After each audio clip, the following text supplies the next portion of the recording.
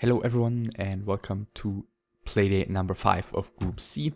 Still of course in the second season of the Extreme Masters, and we're starting with Grubby, the Dutch orc player of course, who has thus far played a pretty impressive tournament, taking down Fire, Todd and Lil DC. All of those victories, somewhat convincing. So he's currently at the top of Group C, starting with Altar, Burrow and the barracks here any second, I imagine, as he's getting closer to having the resources to build it. And his opponent from Sweden is the undead player DowaQ, who's starting with a Fiend build here with the Ziggurat before the Altar. Interesting approach by him, because the Altar is going to come somewhere up here, and he is in pretty desperate need of a victory here, since he only has managed to win one best of 3 so far in 3 matches, which was the one against Lil DC. He has lost against both Todd and Fire, and yeah, given that he's up against Grubby, I guess there are easier tasks to be faced with when a player is in desperate need of a victory.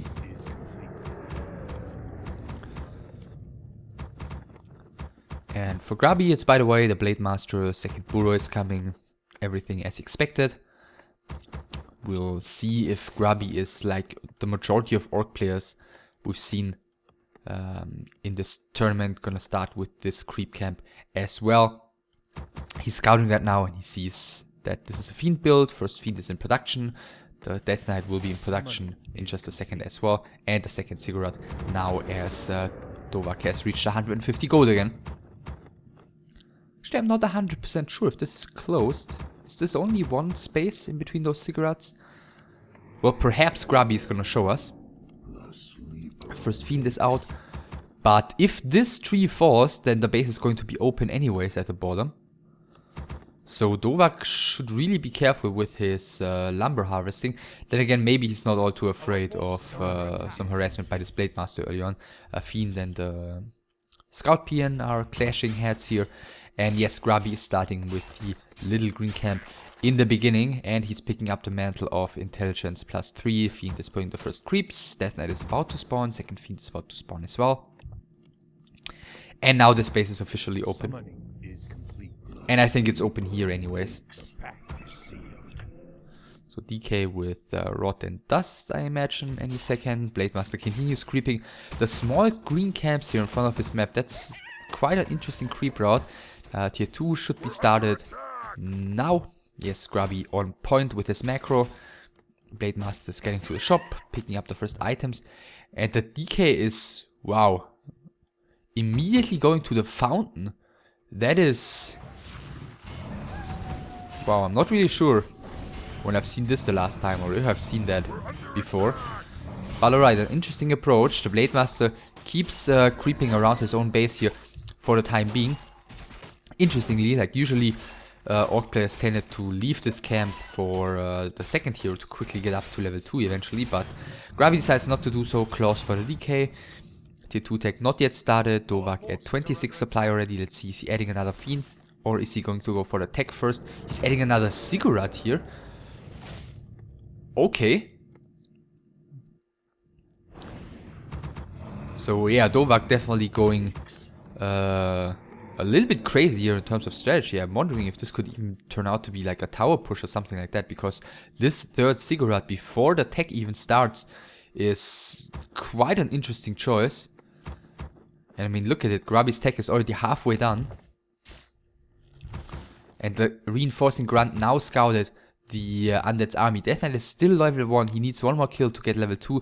And the reinforcing Fiend is found here. Grubby gets the grunt into position and immediately starts blocking. The Blade Master is dealing a huge load of damage. DK has almost full mana here. Used one coil previously on the creeps just to get that free mana regeneration going. Speed coil used by Grubby. The one Fiend is definitely going to fall as DowaQ decides to focus the grunt here, which I think he's got surrounded. The Fiend actually gets away despite the use of the speed scroll. Grubby is denying his grunt here. Blade Master level 2.5 already, so he's gotten a lot of XP out of this early creeping. And the Fiend is at least trying to escape to the fountain. In the meantime, still no tech for DowaQ. I don't really get the point of the strategy here. Finally, he has reached level 2 by killing one of the Murlocs.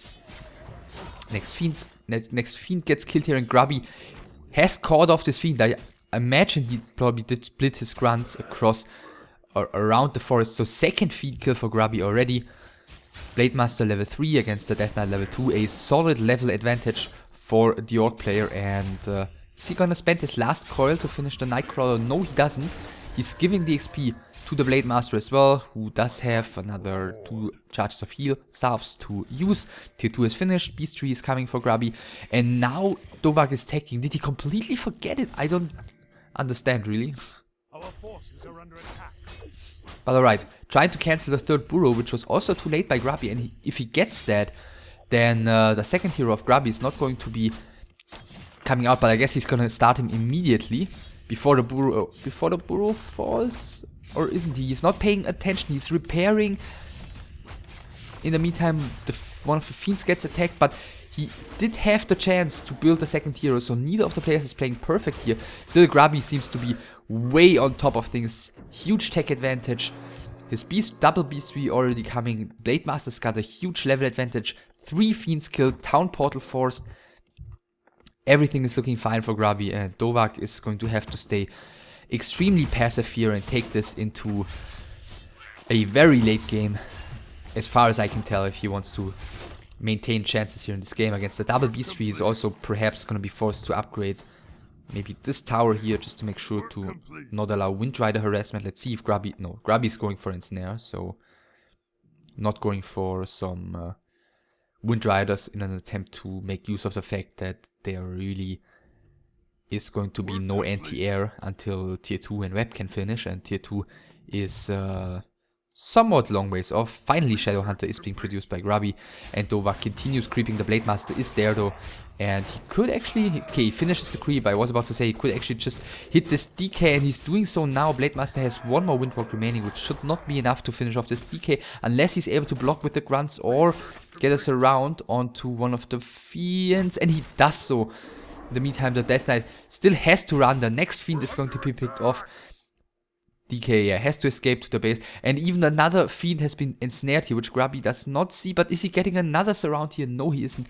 The DK in the meantime is sitting in his base, running away from the Blademaster. So this is... Wow, he's getting another surround here. What a dominant performance by Grubby, who is just giving no chance to DowaQ here, who is lost like a total of 5-ish Fiends already. There is one last Windwalk remaining for Grubby. Don't think the damage is enough to get the DK killed. He's trying to... Wow. Yeah, he's trying to back himself into the DK to stop him from moving for a second. That is not successful in doing so. Nevertheless, he's getting the kill. Grubby destroying DowaQ here on map number 1. Surrounding Fiend after Fiend, getting great map control early on. DowaQ for some reason decided to tech only after like 4.5 minutes into the game, which made no sense to me at all. I mean, obviously he wanted to get a lot of Fiends early on, but he got nothing out of it. Really nothing else to add in this game. Just looked like looked like 2 players from completely different skill levels facing each other. And yeah, Grubby definitely on top of his game. DowaQ not so much. Perhaps he just needs to shake it off and try to get a better game on map number 2, Echo Isles.